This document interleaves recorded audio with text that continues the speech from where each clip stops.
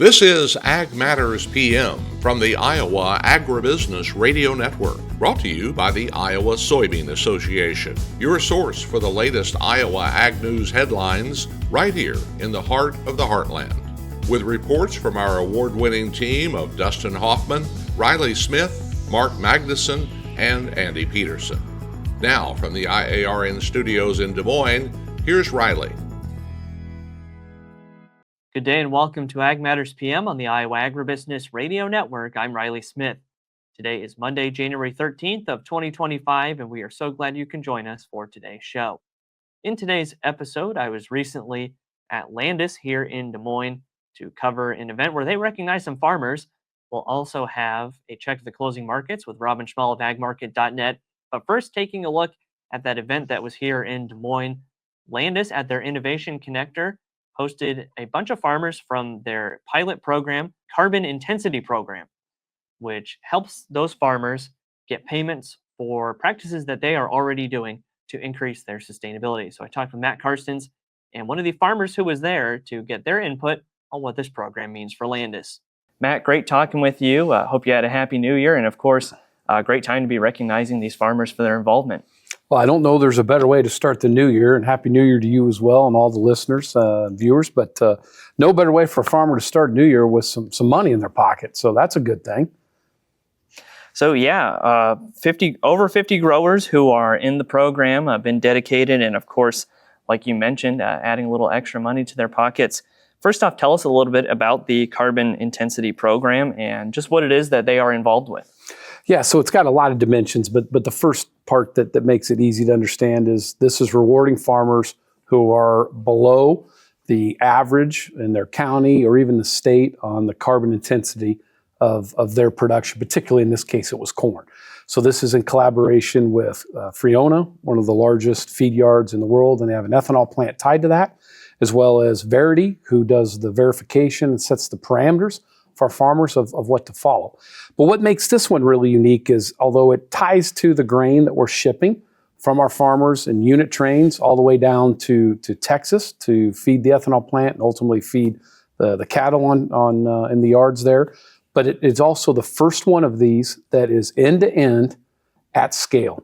So we've shipped unit trains of product down there that allows the farmers to participate in this. Our farmers did the right things in driving their scores for carbon lower than by a long shot than a lot of those that they may be neighbors with or compete with.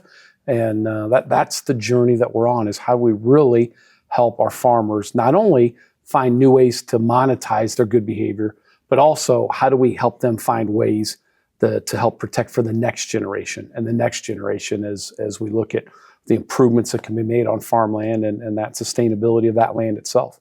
And Matt, I'm sure you've noticed, but a lot of farmers are kind of doing a lot of these practices already. Maybe they would need a little bit more to get involved with the program, but this is kind of a situation, I would say, where farmers are getting practices or they're getting paid for practices that they might be using already on their farms. Yeah, I think in most of these cases, it was already practices that they had been doing, had already made the business decision to go that route, whether it was on practice side, products, or different applications that they added to the mix. And it worked out extremely well for our farmers. In this case, of over $400,000 of money that was given out today to those 50 farms. And it looks like this pilot will become a full-fledged offer. New ethanol plants are looking to add into this pilot that we've got, particularly down in Texas. So we've got a really nice streamline of momentum here, and this is all on ethanol. Can surely become sustainable aviation fuel pending the outcome of 45Z and some work that hopefully gets made in that path going forward. And then also on the food side, things that we can do with Verity on food, like even in this case where it's having a positive impact on beef in the meat counter. And like you mentioned, those over $400,000 in payments to those farmers, many of them are here today for recognition, and I think that's an important thing as well, to not only have them involved in that program, get them the payments through that, but also have that recognition side of it to show that these farmers are going in the right direction when it comes to the environment and sustainability. Absolutely. I mean, it's a great day for them to get this recognition, to get some monetization, and know that they're doing the right things from a sustainability standpoint for generations to come. But I'd also add, I think this is good for the communities that these farmers operate in and have land around. It's good for our employees, our sustainability team, grain team that have been active in this, and obviously our partners at Verity and Freona as well. All right, Matt, lots of great information for anyone in the future. You mentioned going from the pilot to a full-fledged program. Anyone in the future who would like to get involved with the carbon intensity program, how would they go about that? Yeah, I think there's two ways. One, go into their local Landus location, or they can call the Solution Center and get the same questions answered and engaged as the opportunity presents itself. Thanks again to the folks at Landus for having us out there to cover that recognition event for the farmers in the carbon intensity program.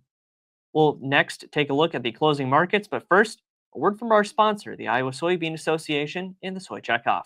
This is Ag Matters PM. Iowa Soybean Association is driven to deliver for Iowa's 40,000 soybean farmers. We're proud to provide objective agronomic research, a helping hand with soil and water stewardship, and timely industry news powered by the Soybean Checkoff. Learn more at iasoybeans.com. It's time now for the Ag Matters PM Closing Market Summary, your source for market analysis and settlement prices from the day's trade in Chicago, courtesy of the folks at agmarket.net. Welcome back to Ag Matters PM on the Iowa Agribusiness Radio Network. Now taking a look at the closing market summary for today. And with us, we have Robin Schmahl of agmarket.net. Robin, first off, what do we see in the grains today, especially as that WASDE continued to digest? Yeah, a strong follow through on today's trading. Beans up over close to 30 cents, corn up nicely, soybean oil extending its gains, and soybean oil on Friday moved to the highest one-day, it was the highest one-day price increase since July 2022. It's extending some of that gains today. We did see also on the soybean side of it, on a technical basis, the head and shoulders bottom on March soybeans, that could project to about another 30 cents higher to 10.77, give or take a little bit in there. So we've got some technically bullish things going on as well as fundamentally bullish. Now, corn export inspections today were at 1.441 million metric ton. That was above the top end of the range. Soybeans at 1.350 million metric ton, about in the middle of the range of expectations. Wheat at 288,895 metric tons, toward the lower end of that those trade expectations. So that's especially on the corn and soybeans, that's providing some continued support there. Now, ag rural, they estimated, and this is hard to believe, we're starting into harvest in Brazil already, but Brazil soybean harvest just getting underway at 0.3% complete right now. So it's really just started.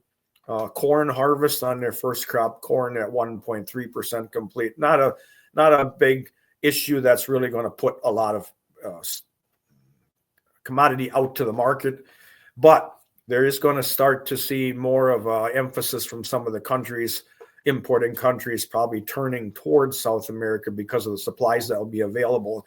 And part of that might also be in response to President-elect Trump's he reiterated the sweeping intention of tariffs. We don't know how that's all going to impact everything, but that could turn a little bit more business away from us as some of these other countries want to retaliate basically off of some of that. So that market, just the market's follow through, and then some of the bullish information that's out there continued the gains today.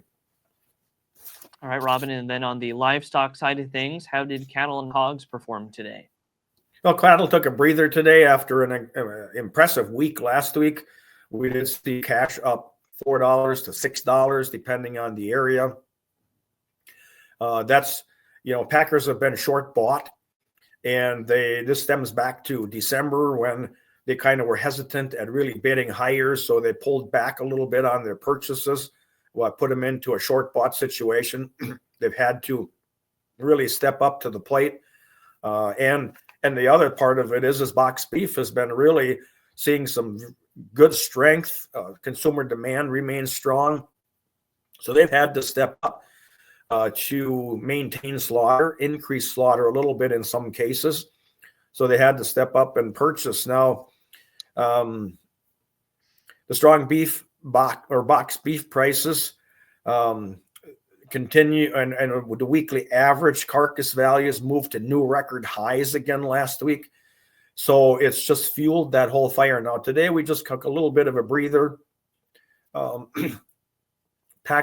Traders want to see a little bit more indication as the week progresses, whether we're going to be able to maintain the feedlots being in control and maintain higher prices.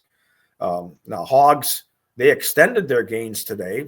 So we've had 3 consecutive days, some pretty good rebound off of that market after sitting that low 3 days ago. Midday direct cash was down a little bit, 36 cents lower. Cutouts were up $1.47 at midday, and that's really going to be the key, whether cutouts can continue to find some support, which would indicate our seasonal lull in demand may be turning right now. And that's what some of the traders are anticipating, that seasonal lull is over with, and now we're going to start seeing a little bit more demand, especially with the high beef prices. Slaughter pace continues to remain strong as packers need to step up and purchase those hogs to meet that demand. All right, Robin, lots of great information today. For anyone who would like to get in touch and learn more from agmarket.net, how can they do that?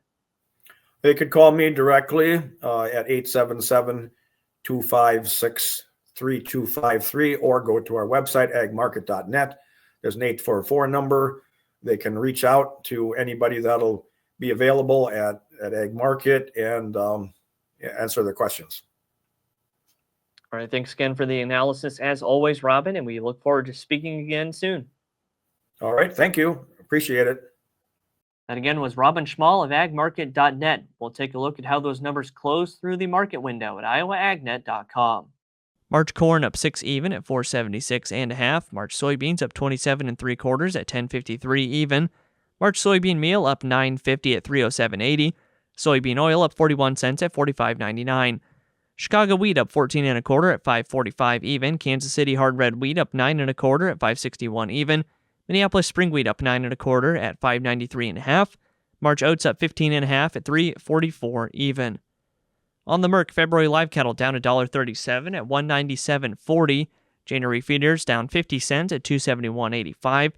February lean hogs up 62 cents at 83.17. Pork cutout up 65 at 89.50. And January class 3 milk up 16 cents at 20.35. And that's been a check of the markets here on Ag Matters PM. That also brings us to the end of today's show. You can find all of our content on our website at iowaagnet.com. Also follow us on Facebook, X, LinkedIn, and TikTok. Find our video content as well as previous episodes of Ag Matters PM on our YouTube channel. Subscribe and hit the notification bell to see when those videos go live. Don't forget as well to check out our free morning, midday, and closing market podcasts, as well as the Iowa Ag Matters podcast and Pods of Potential. Again, you can find those at iowaagnet.com or your favorite podcasting service, Apple, Amazon, Spotify, or Podbean. From the Iowa Agribusiness Radio Network studios in Des Moines, I'm Riley Smith. On behalf of Mark Magnuson, Andy Peterson, and Dustin Huffman, we thank you for watching. This has been Ag Matters PM.